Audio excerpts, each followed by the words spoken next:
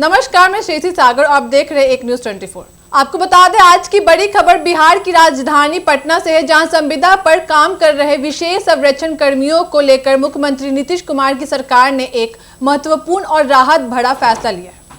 वह सभी संविदा कर्मी जिन्हें राज्य सरकार ने हाल ही में सेवा से बर्खास्त किया था, अब फिर से अपनी नौकरी पर लौट सकते हैं।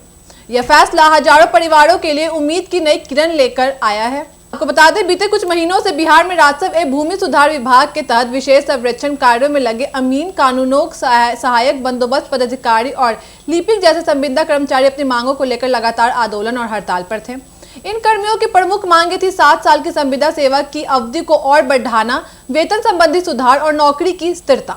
लेकिन सरकार द्वारा चेतावनी के बावजूद जब ये कर्मचारी समय पर ड्यूटी पर वापस नहीं लौटे तो लगभग 7,000 संविदा कर्मियों की सेवा समाप्त कर दी गई थी। इस फैसले के बाद कर्मचारियों और उनके परिवारों में निराशा फैल गई थी।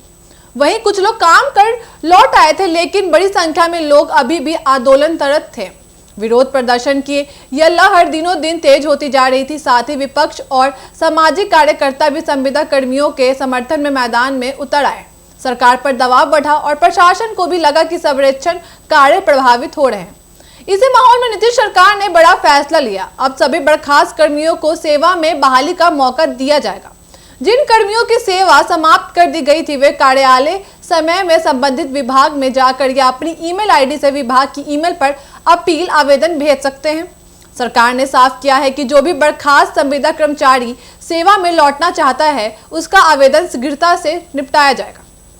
जानकारी के मुताबिक इस कदम के बाद 100 से ज्यादा कर्मचारियों ने अब तक अपनी बहाली के लिए अपील आवेदन जमा कर दिए हैं। विभाग द्वारा इस प्रक्रिया को त्वरित गति से निपटाने का भरोसा भी दिया गया है ताकि किसी भी कर्मचारी को गैर जरूरी इंतजार न करना पड़े।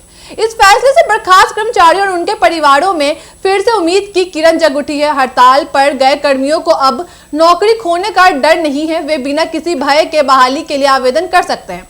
साथ ही सरकार की ओर से भी यह स्पष्ट संकेत है कि नियमित संवाद और समाधान की राह हमेशा खुली हुई है। फिलहाल बिहार में राजस्व महाअभियान, भूमि संरक्षण कार्य और रिकॉर्ड अपडेटिंग के कार्य में इन कर्मियों की जरूरत बढ़ी थी। सरकार चाहता है कि ये कर्मचारी फिर से काम पर लौटे और बड़े स्तर पर राज्य के राजस्व कार्यों में साथ दे। अंत में इतना जरूर कहा जा सकता है कि इस फैसले के बाद कर्मचारियों और सरकार के बीच विश्वास की डोर फिर से बनी है।